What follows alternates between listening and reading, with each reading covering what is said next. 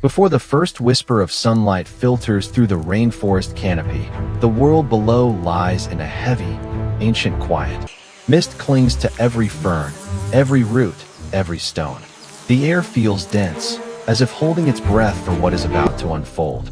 From within a fissure in the soil, a solitary queen ant pushes forward, her massive form emerging like a shadow rising from the earth itself. Her wings shimmer with the final traces of night, their fragile membranes reflecting droplets of dew. She has flown her last flight. The ground is now her destiny. She moves with a sense of inevitability, every step precise, deliberate, guided by instincts older than memory. The forest floor is a labyrinth of danger, sticky webs woven between branches, predatory beetles lurking beneath leaves, and the silent watch of lizards waiting for any sudden movement. Yet the queen does not hesitate. Her mission leaves no room for fear. She searches for a chamber, a cradle, a place where she will gamble everything she is in exchange for the fragile future of a new colony. Her antennae trace the soil carefully. One tunnel is slick with rot, unsuitable for brood. Another carries the faint vibration of a predator hidden within. A third reeks of mold. But she continues her search, legs lifting in steady rhythm. She has only one chance, and she cannot afford a mistake. Then she finds it, a narrow break along a soil bank, tucked behind moss and the twisted roots of an old tree. It is small, defensible, nearly invisible to passing predators. She enters without hesitation. Inside, she works tirelessly, scraping soil with powerful mandibles, shaping a confined space with walls just wide enough for her body. She digs deeper, sculpting the darkness into a womb for the dynasty she is yet to create. Once the chamber is complete, she performs the irreversible act that will define the rest of her existence.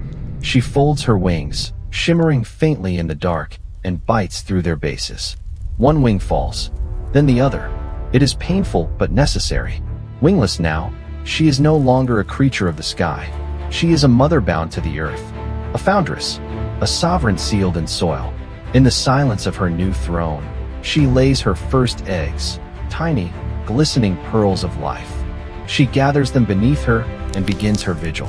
The rainforest outside stirs with dawn, but she remains in shadow, cleaning each egg, turning them to prevent fungal growth, shielding them with her body. She does not eat. She does not move. She slowly consumes her stored muscles to feed the developing brood. Her once powerful form shrinks, but her resolve only deepens. Days pass without light. The air in the chamber grows warm and humid. The queen devotes every breath to the fragile cluster beneath her. Then at last, small movements ripple through the eggs. Larvae emerge, translucent, trembling, blind.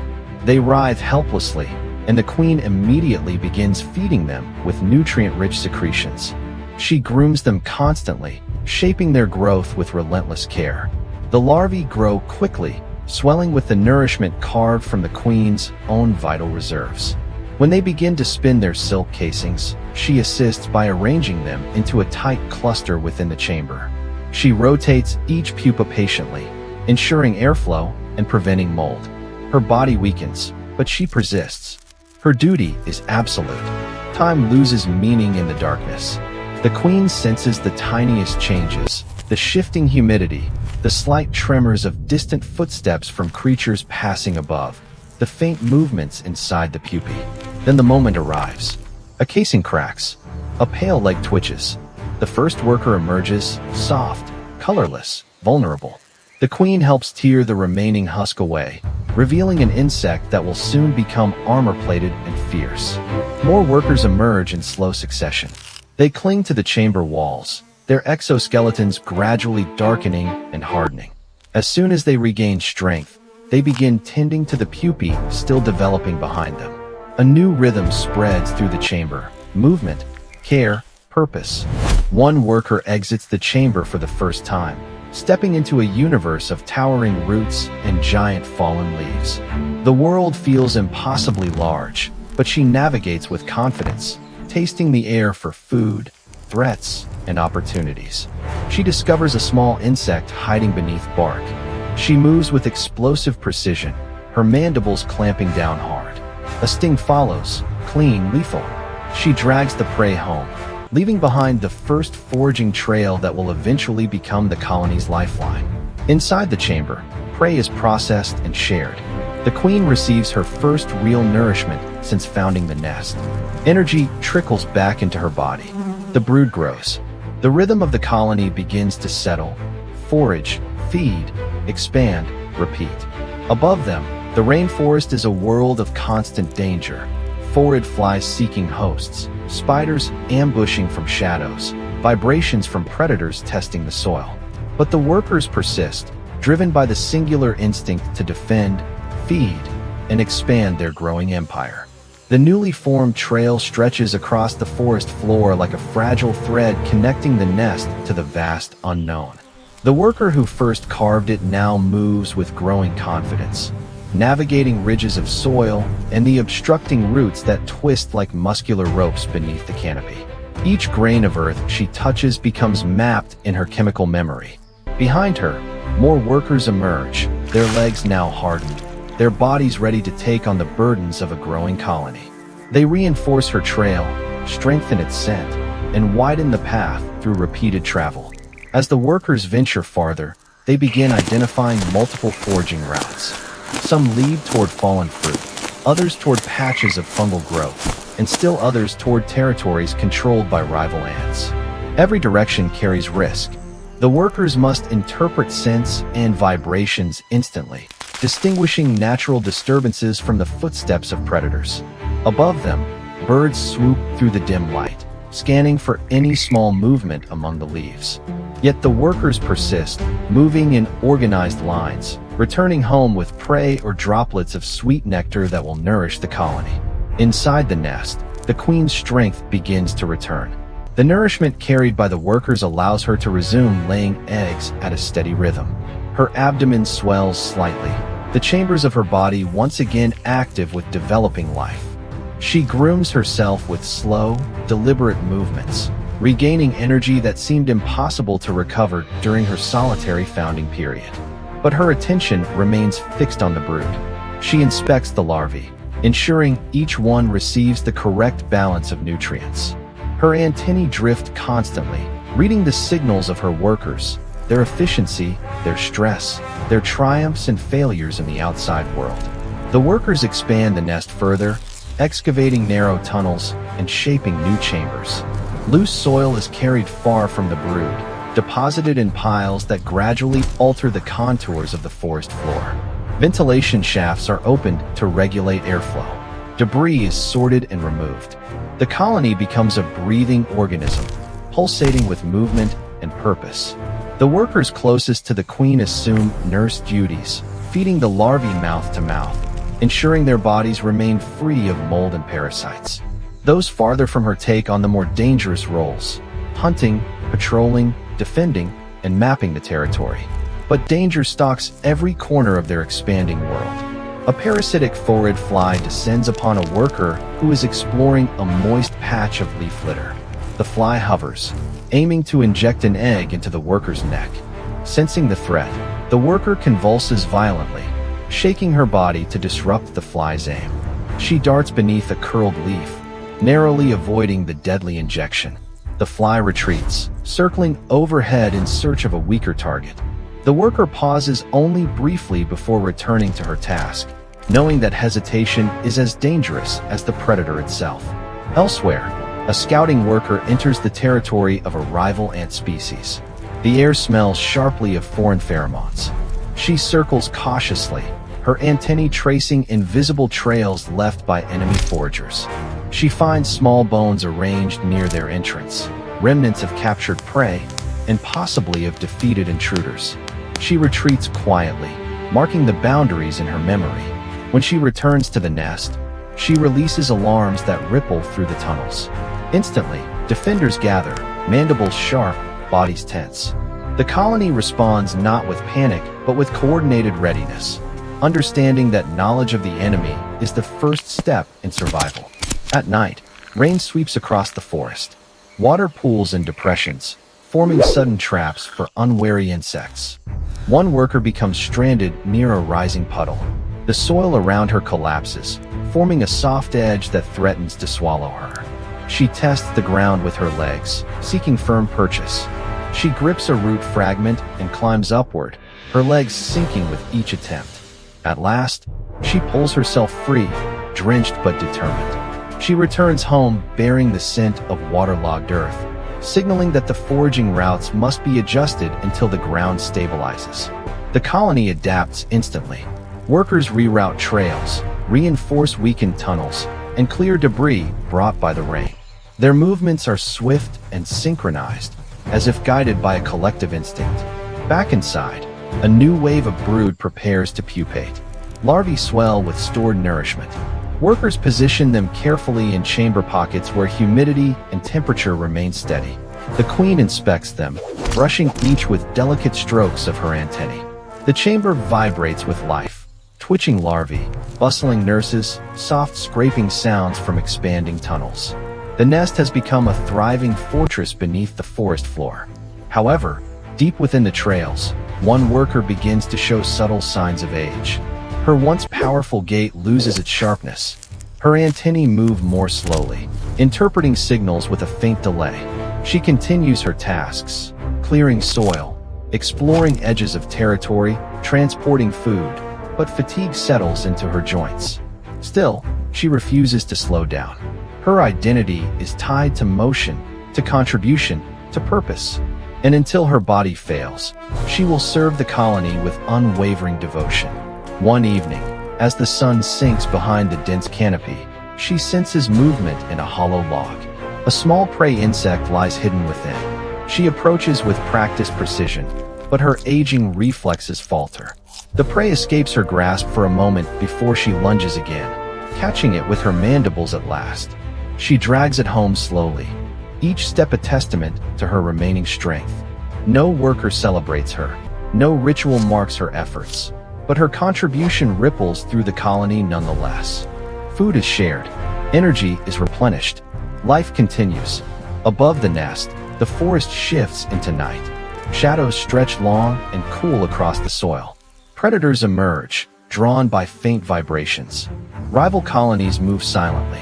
The rainforest transforms into a battlefield of survival. Yet beneath the roots, the colony beats with steady determination, aware of every threat, prepared for every challenge, driven by a purpose written into their very being. Night thickens across the rainforest, pressing its humid weight into the soil as the colony settles into its rhythmic pulse. But beneath the muted vibrations of life, the aging worker stirs again. Dawn's first traces have not yet touched the canopy, yet she rises, compelled by a duty that time itself cannot erase. Her joints tighten, her steps falter, but she moves with the same determination she carried as a young worker. She senses the trails, the vibrations of her sisters, the subtle shifts in the forest around them. The world has not grown kinder, and she will not abandon her place within it. As she emerges onto the forest floor, the air is cool and thick with mist. Trails that once felt narrow and treacherous now feel impossibly vast. The scents drifting across the soil are layered: fresh prey, decaying vegetation, pheromone markers from her colony, and the faint traces of rival ants pushing at the edges of territory. She pauses for a moment, letting her antennae sweep the ground. The vibrations from distant footsteps of larger creatures echo faintly beneath her feet. She steadies herself, focusing on the route ahead.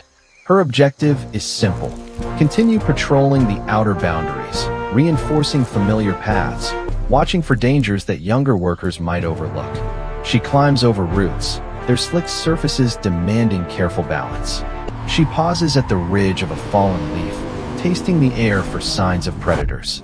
Everything feels heavier now, slower, but she does not turn back. Duty is not something age can soften. Farther along the trail, she encounters a disturbance in the soil, a shallow depression marked by erratic movement patterns. She investigates cautiously. The scent is unfamiliar, sharp, and metallic. A small predatory beetle has passed through recently. Younger workers might walk straight into danger, but she knows the signs: the slightly compressed soil, the faint bite marks on a nearby fungus, the irregular crack in a leaf's edge. Her warning pheromones mark the area before she moves on. Behind her, younger foragers follow the safer routes she helped identify. They march in organized lines, carrying droplets of nectar and pieces of prey toward the nest. Their steps are strong and certain. They do not look at her, yet their safety is built on the trail she carved, the risks she learned to anticipate, the wisdom she scattered across the forest floor. As midday approaches, sunlight pierces through small breaks in the canopy. Heat rises, softening the soil. Shadows shift unpredictably. A lizard emerges from its perch on a patch of bark, its tongue flicking with predatory precision. The old worker senses the sudden tension in the ground before she sees it. She freezes, knowing movement could draw its attention. The lizard's eyes lock onto her. In her youth, she would have darted away effortlessly. Now her body feels slow, heavy. The lizard lunges.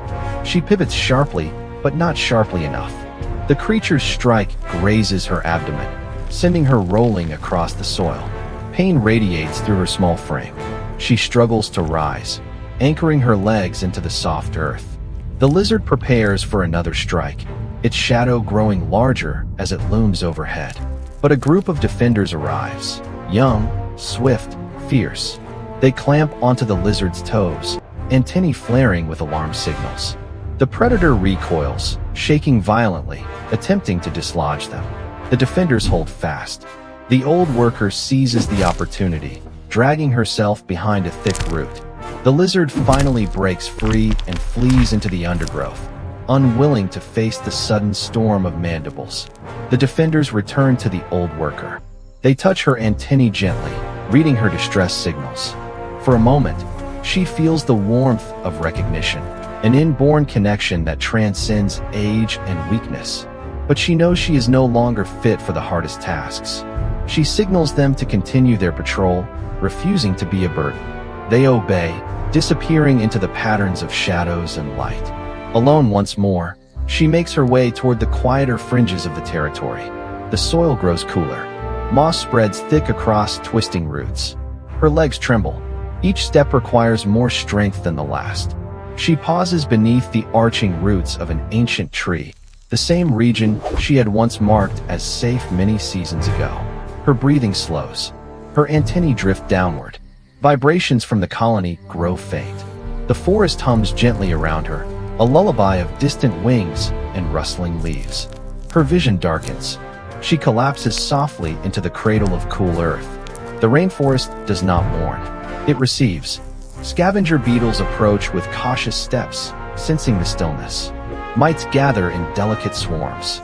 Fungal threads stretch outward, weaving through her exoskeleton, breaking her form into nutrients.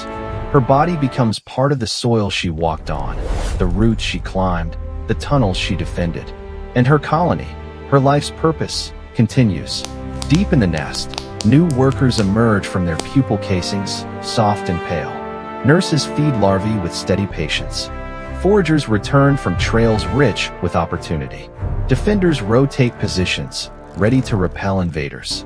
The queen lays her next clutch of eggs, her body once again swollen with the promise of new life. The colony expands into the dark earth, carving new tunnels and patterns dictated by instinct and necessity. Trails stretch farther across the forest floor. Prey populations shift. Rival colonies retreat from their boundaries. The empire that began with a single wingless queen now pulses with thousands of legs, thousands of breaths, thousands of lives working in unison. The old workers' contributions echo invisibly through the colony. Every safe trail, every mapped corner, every lesson encoded in pheromone marks.